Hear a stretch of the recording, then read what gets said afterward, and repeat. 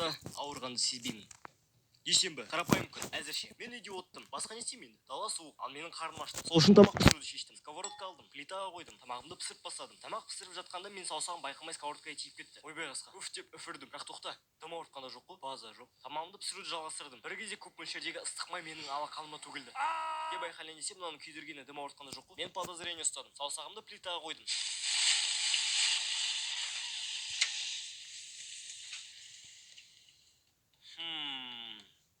Мүмкін плита өшірілі шығар. Жоқ, қосулы. Өте қызық екен. Неліктен осылай болып тұр? Мен уайымдап бастадым. Өзімді шымшыдым, бетімді ұрдым. Мен шынымен ауырғанын сезбейтін болдым ба? Бах, шіркін. Керемет қой бұл. Бірақ тамағым күйіп кеткені керемет болмады енді. Мен досыма бардым. Оған ештеңе сезбейтінімді айттым. Ол таң қалды. Маған сенбеді. Мен шынымен дедім. Прям дым сезбейсің ба деді. Иә, менің бетімнен ұрды.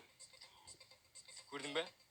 Уах, база жоқ деді де тағы да ұрды. Ол тырқылдап күлді. Маған күлкілі болмады. Тағы да ұрды. Әлі де күліп отыр. Натури мани деді. Иә дедім мен. Тағы да ұрды мені. Одан сайын күлді анау. Кейін мен шыдамай оны ұрдым. Ол менің дым сезбейтінімді тексеріп жүрді. Басыма сковородкамен бір салды. Чо, дым сезбедің ба деп сұрады. Мен жоқ дедім. Көзіме перцовка септі. Басыма ыстық су құйды. Тоғыртты. Ноутбугымның ішіндегі бүкіл өміріме керек файлдарымды кетірді. Мен дым сезбедім. Ол одан сайын таң қалды. Ондай қабілетті сен қайдан алдың деп сұрады менен. Ал мен оны қайдан алғаным есімде жоқ болды.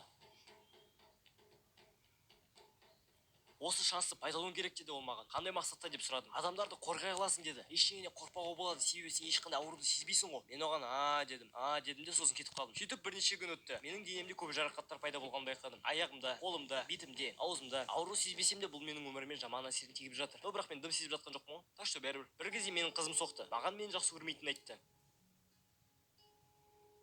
Жақсы, мен де сені жақсы көрмеймін дедім. Че-то жеңіл болып кетті ме, Махаббат сериалының режиссерлары мені давно жұмыстан шығарып тастар еді. Менің өмірім уже бұрынғыдай емес. Бұрынғыдай бір өзім қараңғы жерде жүруді қорықпаймын. Егер де біреу тиісіп жатса да, дай фиксим, қырыла беріп, ұтылсам да, қолымды сындырса да, бетіме бір тепсе де, по-любому соңында жалығып кетеді. Пистолетпен атса да сол баяғыша жүре беремін. Енді кішкене бас айналғаным болмаса, енді атак нормально. Сөйтіп өмірім өте берді. Бір күні мен далада жүріп жатқанда, мені көлік қағып кетеді. Мен ауруханада ояндым. Әлде дым сезіп жатқан жоқпын. Врач келді. Менің жағдайымды сұрады. Менде бәрі керемет, күшті, вообще супер дедім. Ол сосын мені бір ұрды. Нема дедім оған. Бірдеңе сездің ба деп сұрады ол менен. Жоқ дедім. Кейін ол маған бір укол салды. По-любому дым сезбеймін ғой. Бірақ бірнеше минуттан соң менің өмірімде бүкіл аурудың аурусын сезіп бастадым. Чо за фигня? Мен бақырдым. Бүкіл жерім ауырды. Мен жыладым. Дәрігер маған жылама деді. Мына қақпас маған жылама десе, мен жылауды қоямын деп ойлап тұр ма? Ол маған жылама деп айқайлады. Мен жылауды қойдым.